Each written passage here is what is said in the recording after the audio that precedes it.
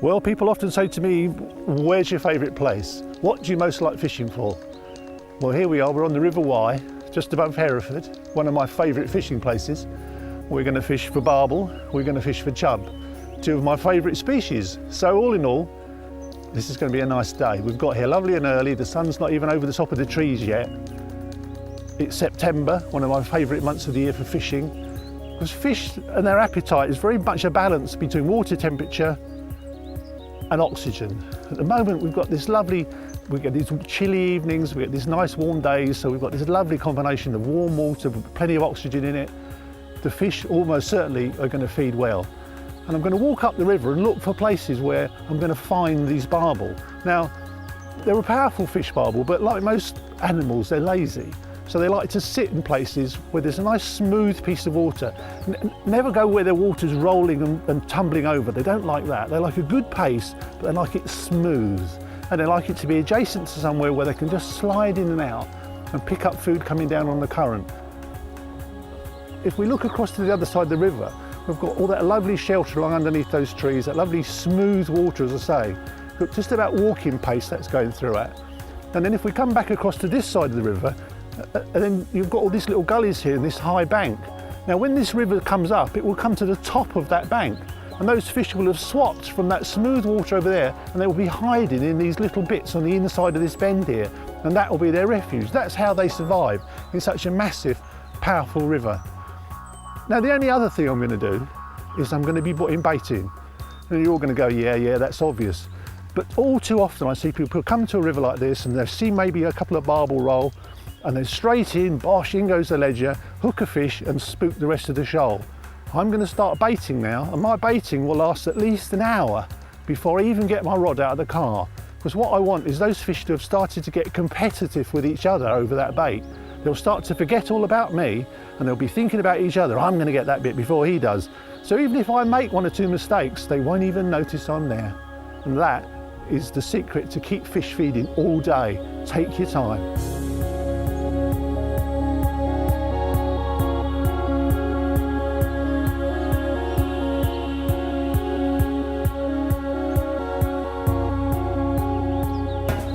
Well, I've made up my mind. This is where I'm going to start. For all the reasons I've already explained, I've got that lovely steady water over there, nice drop off. The water's come across a lot of shallows just above me here. There's swans all over it, pulling up the weed, stirring up the food, and that's all going to settle in this little drop just here. I've got a half a car full of fishing tackle and I've got a half a car full of ground bait. Because without the bait, the fishing tackle is useless.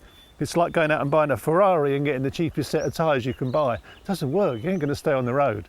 If you don't get the bait in, if you don't get the fish going on the bait first, forget all that fancy fishing tackle. So I'm going to show you what I'm going to put in. I'm going to do a two-prong approach here. I've got a lot of pellet here, but it sinks quite slowly and doesn't feed the fish particularly. It's not very oily, it's not very fishy, and I'm going to keep firing some of that out. I've got a little bag that I'm going to put around my neck full of this, so when I walk out and fish, this will be around my neck, so I've got a constant supply of bait. And I should just constantly be getting a little pouch full of this and firing it into that lovely steady water over by the trees.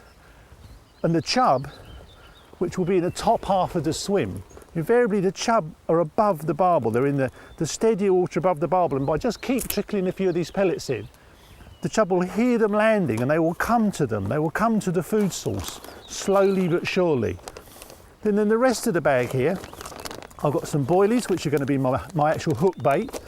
And again, I shall introduce a few of those steadily but surely. You can get a reasonable sized pouch full in. I'm going to put those in that gap in the trees across there. Because I reckon those barbel are going to be sat just along that lovely crease along there. But to get the whole thing really, the party underway, I've got the pellet again in a very small size. It's going to be like one of those cookery programs. You're going to like this bit.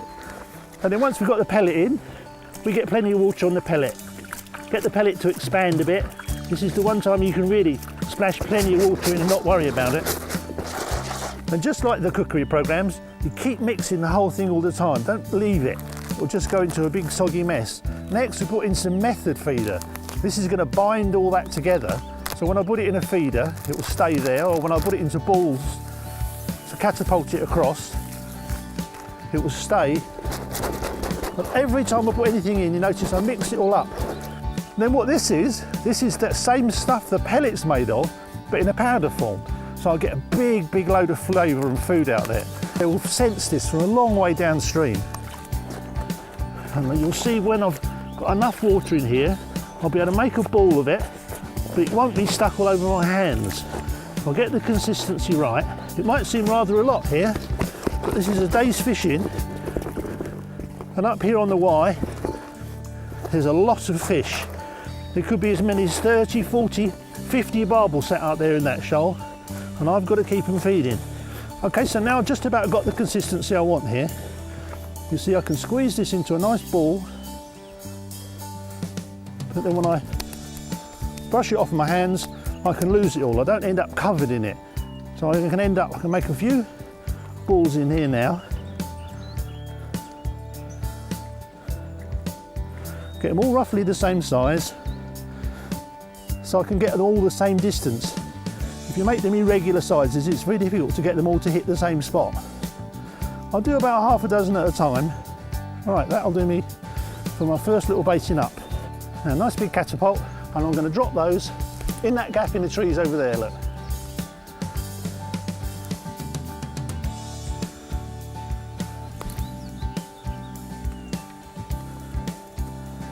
Put a little line of them.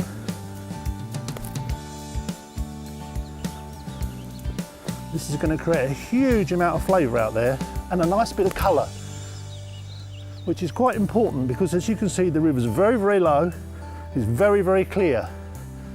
So a little bit of colour will also help to give the fish a little bit more confidence to feed. And believe it or not, they love the sound of that going in. So there's half a dozen balls of that gone in straight away, and there's enough there to keep me going for the rest of the morning. So now I shall keep pinging those pellets in, as I've said. We'll fire that in up in that top line above the barbel, because interestingly, chub are a mid-water species. Their eyes are on the side of their head. They won't sit on the bottom, they won't sit on the top, they'll sit somewhere in the middle until some food source crops up. This is going to be that food source, and by constantly firing this pellet up there on the surface, the fish will slowly rise up and up and up in the water to source where it's coming from. And by the time I get my fishing rod set up, I reckon they'll be within 2 foot of the surface, and that's how deep we'll fish for them.